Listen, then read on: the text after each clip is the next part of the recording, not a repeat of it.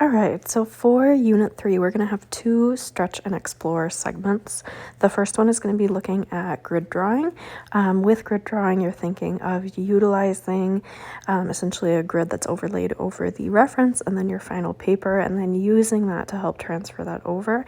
Essentially with this, it allows you to have greater consistency with your proportions and your scale, because it's allowing you to essentially break down a more complex composition into those smaller boxes. And kind of the big thing you're going to think about is as you look at those individual boxes, you're going to consider where things connect on the edges. So thinking about where things interact with like the halfway point, the third way point, the quarter way point, using that on your sides to help figure out that overall placement. By thinking of that in relation to kind of those base fractions can be really helpful as you get started with grid drawing, because it's going to help you ensure your size and scale is correct. And then something we'll talk about more as we start to get in on this project.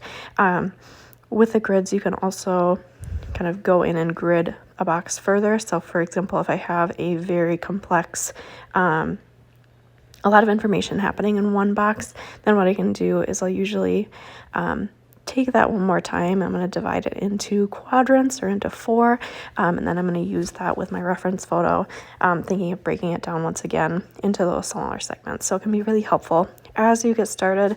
Makes it a lot easier so you're not running into inconsistencies. And then as you start the sheet itself, with this, the boxes or the reference have been randomly organized. So some of these are going to be blank. So if I look at that first one with 1, that is completely blank. So I don't need to transfer any information over. And then I'll move on to that second one, looking at 26. And then with this, then I'm going to start to look at my key lines first, kind of looking at overall shapes, lines that I'm seeing. Usually what can be helpful is to start on your edges, thinking of where information is interacting with those edges.